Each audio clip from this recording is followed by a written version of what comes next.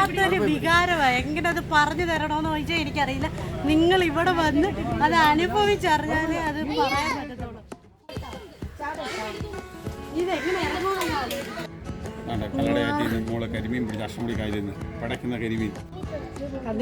ചേട്ടൻ തന്നെ നമുക്ക് അഷ്ടമുടി കായലിൽ നിന്ന് ഒരു കരിമീൻ ചൂണ്ടയിട്ടിട്ട് പടക്കുന്നൊരു കരിമീൻ നമുക്കിപ്പോൾ പിടിച്ചു തന്നത്. നിങ്ങളത് നോക്കുന്നത് നമ്മൾ ഇതിനെ തന്നെ ഇവിടെ അഴിച്ചു വിടുമോ? ഇല്ല, ഞാൻ ഇപ്പോൾ ഒരു കുടമുണ്ട്, കുടത്തിനകത്ത് വെള്ളം ഒഴിച്ച് അതിനകത്തിടും ഈ വെള്ളത്തിൽ. എന്നാൽ ഇതേപോലെ കരിമീനൊക്കെ പിടിക്കാം, ഇഷ്ടംപോലെ കരിമീനെ പിടിക്കാം. നമ്മുടെ കയ്യിൽ 5 ചൂണ്ടയിരിക്കുന്നത്, 5 ചൂണ്ട ഗസ്റ്റിന് കൊടുക്കും, ഗസ്റ്റ് ചൂണ്ടയിട്ട് മീൻ തരാതെ ഒളിപ്പിച്ച് വെച്ചിരിക്കുന്ന ഒരു കൊച്ചു പാപ്പതാ, അല്ലെങ്കിൽ പ്രേക്ഷകർ ഇതിനെ ഇടിക്കും.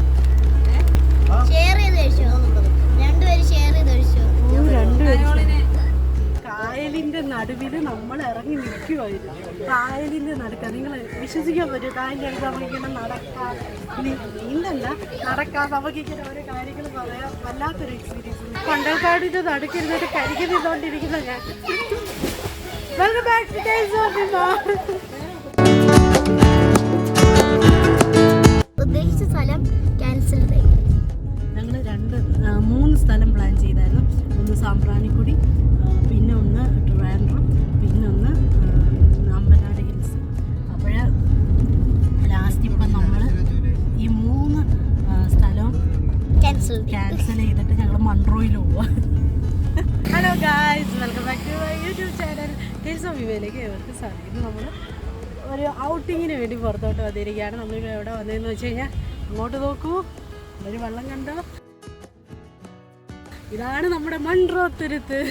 നമ്മുടെ കൂടെ കരോളിനുണ്ടല്ലോ. കരോളിന് പറ, എന്നെനിക്ക് ഇഷ്ടപ്പെട്ടോ മൺട്രോ തുരുത്ത്. ഞങ്ങൾ ഫുഡൊക്കെ കഴിച്ച് എന്തോ ഇനി ബോട്ട് വരണം. അപ്പോഴത്തേക്ക് ഞങ്ങൾ കഴിച്ച് കായലൊക്കെ ഒന്ന് കണ്ടിട്ട് ഇവിടെ നിൽക്കുകയാണ്. ഞങ്ങൾ ഫുഡ് കഴിച്ചത് ഈ റെസ്റ്റോറൻറ്റിലാണ്, ജയ് ജവാൻ ഫാമിലി റെസ്റ്റോറൻറ്റ്. ഇവിടെ അടിപൊളി ഫുഡാണ്. ഞങ്ങൾ ഇവിടുത്തെ ഓണറിൻ്റെ കൂടെ തന്നെ ഞങ്ങൾക്കൊരു ബോട്ട് വേണമെന്ന് പറഞ്ഞു. അപ്പോൾ പുള്ളിയാണ് ഞങ്ങൾക്കൊരു ഗൈഡിനെയും ബോട്ടും കൂടെ അറേഞ്ച് ചെയ്ത് തന്നു. അപ്പം പുള്ളിയാണെങ്കിൽ ബോട്ടുള്ള സ്ഥലത്തോട്ട് ഞങ്ങളെ കൂട്ടിക്കൊണ്ട് വന്ന്. ഇത് പുള്ളിയുടെ തന്നെ ബോട്ടാണ്. ഇവിടെ മണിക്കൂറിനാണെങ്കിൽ 1000 രൂപ വെച്ചിട്ട് പുള്ളി തന്നെ നമ്മളെ ഗൈഡ് ചെയ്യും. പുള്ളി തന്നെ കാര്യങ്ങളെല്ലാം പറഞ്ഞു തരും. മണിക്കൂറിന് 1000 രൂപയുള്ളൂ. ഒരു 2 മണിക്കൂർ വേണം ഇത് പോയിട്ട് തിരിച്ചു വരാൻ വേണ്ടി.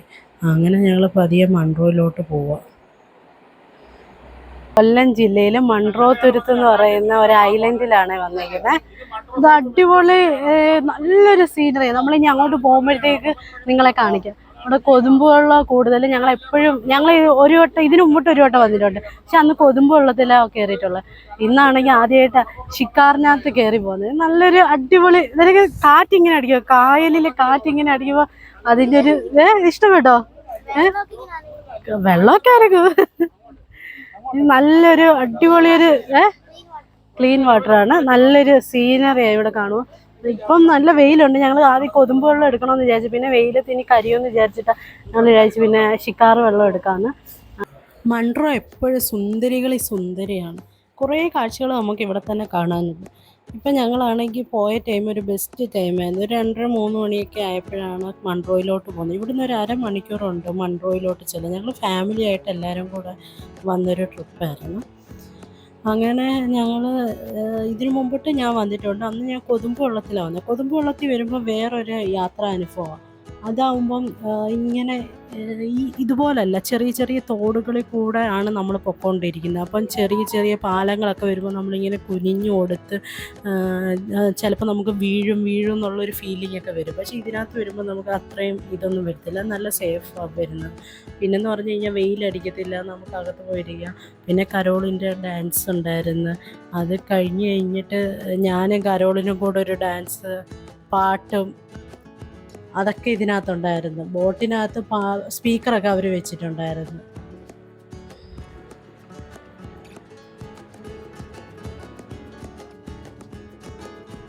ഇപ്പോൾ നിങ്ങൾ കണ്ടുകൊണ്ടിരിക്കുന്നതെന്ന് പറഞ്ഞു കഴിഞ്ഞാൽ ഇവിടെ ചെമ്മീൻ കൃഷി ചെയ്യുന്ന സ്ഥലങ്ങളാണ്. ഇവിടുത്തെ ആൾക്കാർ ഏറ്റവും കൂടുതൽ ചെയ്യുന്ന കൃഷി എന്ന് പറഞ്ഞു കഴിഞ്ഞാൽ മത്സ്യസംബന്ധമായിട്ടുള്ള കൃഷിയാണ്. കാരണം അവർ ജീവിക്കുന്ന ആ ഒരു സാഹചര്യം അവരുടെ ചുറ്റും വെള്ളത്താലാണ് അവർ ജീവിക്കുന്നത്. അപ്പോൾ അവർ ചെയ്യുന്ന കൃഷി അതുമായിട്ട് ബന്ധപ്പെട്ടതായിരിക്കും. അപ്പം നമുക്ക് അങ്ങോട്ട് പോകുമ്പോൾ കുറേയേറെ മത്സ്യബന്ധന കൃഷികൾ നമുക്കിവിടെ കാണാൻ പറ്റും. പിന്നീട് എനിക്ക് തോന്നിയെന്ന് പറഞ്ഞു കഴിഞ്ഞാൽ നമ്മൾ ഈ ഫോട്ടോകളിലൊക്കെ കേരളത്തെ എപ്പോഴും കാണുന്നത് കുറേയേറെ തെങ്ങുകളും പിന്നെ കായൽ ബോട്ടും അങ്ങനത്തെ ഉള്ളൊരു ഫോട്ടോ അല്ലേ, അതേപോലെ തന്നെ നമുക്ക് മൺട്രോയിൽ വരുമ്പോൾ നല്ല രീതിയിൽ കാണാൻ പറ്റും. ഇവിടെ കുറേയേറെ ഹൗസ് ബോട്ടുകളും എല്ലാം അവൈലബിളാണ്. നമ്മൾ എന്ത് ചൂസ് ചെയ്യുന്നോ അതുപോലെ. ഞങ്ങളാണെങ്കിൽ ഇപ്പോൾ ശിക്കാര വെള്ളമാണ് എടുത്തത്. കൊതുമ്പ് വെള്ളം നമുക്ക് എടുക്കാൻ പറ്റും. അപ്പോൾ അതിന് കുറച്ചും കൂടെ റേറ്റ് കുറവായിരിക്കും.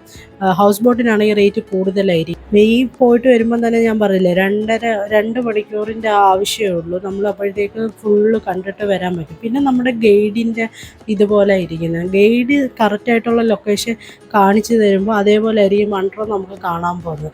ഞാൻ കഴിഞ്ഞ പ്രാവശ്യം കൊതുമ്പുവള്ളത്തിൽ വന്നപ്പോൾ കണ്ടൊരു മൺട്രോയെ അല്ല ഈ പ്രാവശ്യം പോയപ്പോൾ കണ്ടത്. തികച്ച് വ്യത്യസ്തമായിട്ടുള്ള ഒരു മൺട്രോയിനെയാണ് ഞാൻ ഇപ്രാവശ്യം കണ്ടത്. കാരണം എന്ന് പറഞ്ഞാൽ മൺട്രോയിൽ തന്നെ 8 ഐലൻഡുകളുണ്ട് ടോട്ടൽ. അപ്പം നമ്മുടെ ഗൈഡ് എവിടെ നമ്മളെ കൊണ്ടുപോകുന്നോ അത് ആ മൺട്രോ ആയിരിക്കും നമ്മളെപ്പോഴും കാണുന്നത്. അപ്പം ഞാൻ കഴിഞ്ഞ പ്രാവശ്യം ഈ പ്രാവശ്യം കണ്ട മൺട്രോ തികച്ച് വ്യത്യസ്തമായിരുന്നു. നമ്മൾ ഓരോ പ്രാവശ്യം വരുമ്പോൾ നമ്മൾ മൺട്രോയെ ഓരോ രീതിയിലായിരിക്കും കാണുന്നത്. ഇതിപ്പോൾ വൈകിട്ടാകുമ്പോൾ വൈകിട്ടേൻ്റേതായിട്ടുള്ള ഒരു സൗന്ദര്യം കാണുന്നത്. പക്ഷേ ഇത് രാവിലെയാണ് വരുന്നുണ്ടെങ്കിൽ അത് വേറൊരു തരത്തിലായിരിക്കും കാണുന്നത്. ഇപ്പം നിങ്ങൾ കണ്ടുകൊണ്ടിരിക്കുന്നതെന്ന് പറഞ്ഞു കഴിഞ്ഞാൽ ടൈഗർ കൊഞ്ചിനെയാണ് ഇവിടെ വളർത്തുന്നത്. അത് മാത്രം വളർത്തുന്നൊരു കൃഷിയിടമാണ് ഇപ്പോൾ നിങ്ങൾ കണ്ടുകൊണ്ടിരിക്കുന്നത്. ഇത് ടൈഗർ കൊഞ്ച് മാക്സിമം എക്സ്പോർട്ടിന് വേണ്ടിയാണ് ഇവർ വളർത്തിക്കൊണ്ടിരിക്കുന്നത്. നമുക്കൊന്നും കിട്ടാനൊന്നും ചാൻസ് ഇല്ല. അതെല്ലാം എക്സ്പോർട്ടിന് വേണ്ടി പോകുന്ന ഐറ്റമാണ് ടൈഗർ കൊഞ്ച്. പിന്നെ അതിൽ കൂടെ തന്നെ കുറേ കൃഷികൾ അതിൻ്റെ അപ്പുറത്ത് തന്നെ നമുക്ക് കാണാൻ പറ്റും. കരിമീൻ കൃഷി കാണാൻ പറ്റും, മീൻ കൃഷി, ചെറിയ മീൻ കൃഷി. നമ്മൾ പൊയ്ക്കൊണ്ടിരിക്കുന്നതെന്ന് പറഞ്ഞാൽ പെരിങ്ങാലം എന്ന് പറയുന്നൊരു ദ്വീപിലൂടെ. ഇവിടെ ആണെങ്കിൽ ഞാൻ നേരത്തെ പറഞ്ഞില്ലായിരുന്നു ഒരു 8 ഐലൻഡോളം ഇവിടെ ഉണ്ട്, മൺട്രോയിലുണ്ട്. അപ്പോൾ ഈ കാണുന്ന പെരിങ്ങാലം എന്ന് വെച്ച് കഴിഞ്ഞാൽ ഈ നശിച്ചുകൊണ്ടിരിക്കുന്ന ഒരു ഐലൻഡ് എന്ന് പറയും. ഇനി കുറച്ചാളും കൂടെ കഴിഞ്ഞ് കഴിഞ്ഞാൽ ഈ ഐലൻഡിനകത്ത് വീടുകളൊന്നും കാണത്തില്ല. ഇവിടെ ഉള്ള ആൾക്കാരൊക്കെ ഏകദേശം ഇവിടെ നിന്ന് മാറിപ്പോയിട്ടുണ്ട്. ഫുള്ള് വെള്ളം കയറും. ഓരോ ദിവസം കഴിയും തോറും വെള്ളം ഇങ്ങനെ ഇവിടെ കയറിക്കൊണ്ട് വീടുകൾ നമുക്ക് കാണുമ്പോൾ അറിയാം വീടിൻ്റെ പകുതിയോളം വെള്ളമായി. പിന്നെ അവർക്ക് ഇവിടെ താമസിക്കാനുള്ള ബുദ്ധിമുട്ട് കാരണം അവർ കുറേ പേരൊക്കെ ഇവിടെ ഈ സ്ഥലം വിറ്റിട്ട് വേറെ സ്ഥലത്തോട്ട് പോയെന്നാണ് നമ്മുടെ ചേട്ടൻ നമ്മളോട് പറഞ്ഞ. കണ്ടൽക്കാട് തുടങ്ങിയിരിക്കുകയാണ് ഗൈസ്. കണ്ടൽക്കാട്, നമ്മൾ കണ്ടൽക്കാട്ടിലൂടെ പൊയ്ക്കൊണ്ടിരിക്കുകയാണ്. ഇത് കണ്ടൽക്കാട്ടിൻ്റെ തുടക്കമാണ്. ഈ കണ്ടൽക്കാട് നിങ്ങൾക്ക് കാണുമ്പോൾ അറിയാം. ഞാനാണെങ്കിൽ സൂം ചെയ്ത് കാണിച്ചു തരാം. അതിനകത്താണെങ്കിൽ ഒരു അരിയുണ്ട്. ആ അരി നേരെ വെള്ളത്തിൽ വീഴും. വെള്ളത്തിൽ വീണ് കഴിഞ്ഞിട്ട് അവിടെ തന്നെ അടുത്ത കണ്ടൽക്കാട് ഉണ്ടാവും.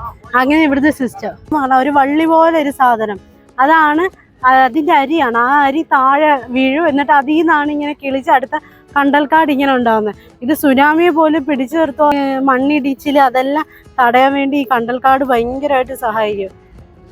ഇതിപ്പോൾ കണ്ടൽക്കാടിൻ്റെ കവാടത്തോട്ട് നമ്മളങ്ങോട്ട് പൊക്കോണ്ടിരിക്കുകയാണേ. ഓ അടിപൊളി.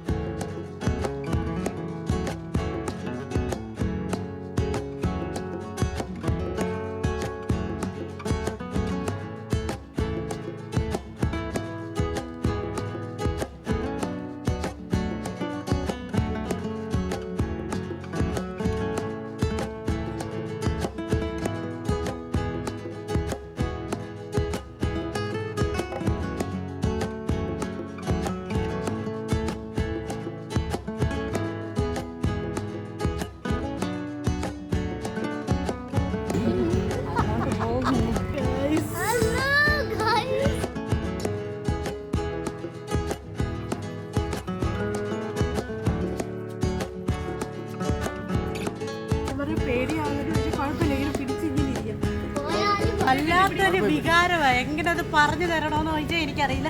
നിങ്ങൾ ഇവിടെ വന്ന് അത് അനുഭവിച്ചറിഞ്ഞാലേ അത് പറയാൻ പറ്റത്തുള്ളൂ. ഫുൾ ഇങ്ങനെ വേരുകൾ വെച്ചിട്ട് മരത്തിന്റെ വേരുകൾ വെച്ച് ഇങ്ങനെ ചുറ്റി വെച്ചേക്കുക. എല്ലാവരും കയറിട്ട് ആ വേരിനതെല്ലാം മുറുക്കി വെച്ചേക്കുക.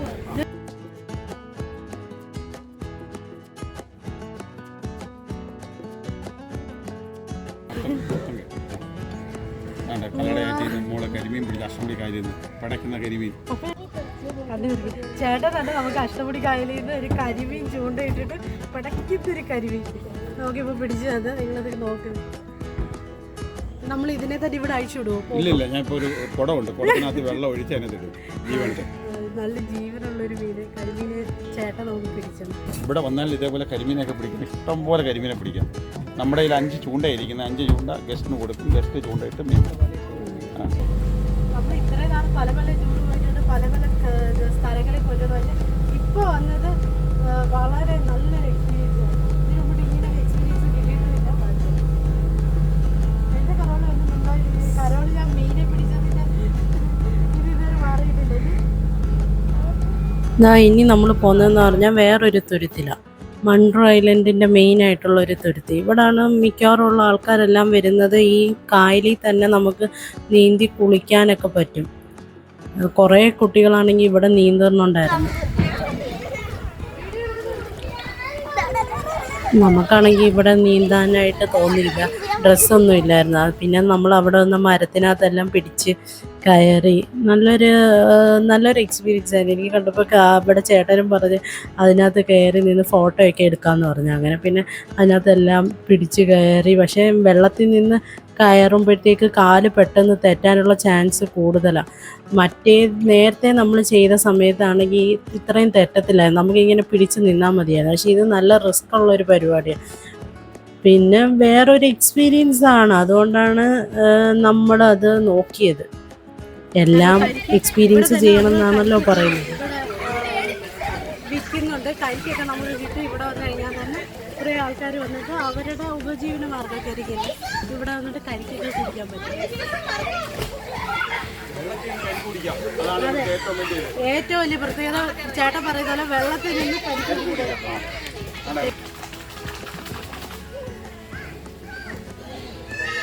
കണ്ടൽക്കാട്, അതിൻ്റെ അടുത്ത് നടുക്ക് കായലിൻ്റെ നടുവിൽ നമ്മൾ ഇറങ്ങി നിൽക്കുമായിരുന്നു. കായലിൻ്റെ നടുക്ക് നിങ്ങൾ വിശ്വസിക്കാൻ പറ്റും. കായലിൻ്റെ അടുത്ത് നമുക്കിങ്ങനെ നടക്കാം, നീന്തല്ല നടക്കാം, നമുക്കിങ്ങനെ ഓരോ കാര്യങ്ങൾ പറയാം. വല്ലാത്തൊരു എക്സ്പീരിയൻസ്. നിങ്ങൾ ഉറപ്പായിട്ട് ഇവിടെ വരണം, മൺട്രോയിൽ. ഇത് വരണം എക്സ്പീരിയൻസ് ചെയ്യണം. ലൈഫിൽ ഒരു വട്ടമെങ്കിലും നിങ്ങളിവിടെ വേണം. നമ്മുടെ മൺട്രോ ഐലൻഡിൽ വേണം. മൺട്രോ ഐലൻഡിൽ വന്ന് എക്സ്പീരിയൻസ് ചെയ്തിട്ട് നിങ്ങൾ പോകണം. വീട്ടിലെ സ്പോട്ടാ. ഇതിന് മേലെ ട്രെയിന് നമ്മൾ അതിൻ്റെ അടിയിൽ കൂടെ പോകും. ഒരു ട്രെയിനിൽ കൂടെ പോയി കഴിഞ്ഞാൽ അടിപൊളി പക്ഷേ ട്രെയിന് സമയമായി.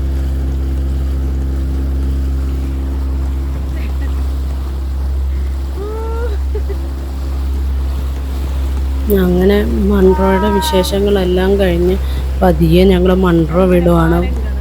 എല്ലാം കൂടെ കഴിഞ്ഞപ്പോഴത്തേക്കൊരു വൈകിട്ടൊരു 5:30-5:45 അങ്ങനെ മൺട്രോയ്ക്ക് നല്ലൊരു വിസ്മയ കാഴ്ചയെ കാണാൻ പറ്റി. മൺട്രോയിലെ വിശേഷങ്ങളെല്ലാം അറിയാൻ പറ്റി. അങ്ങനെ ഇനി അടുത്ത യാത്രയിൽ നമുക്കെല്ലാവർക്കും കാണാം. എന്നാൽ പിന്നെ വേറെ വിശേഷമൊന്നുമില്ല. Okay, bye bye.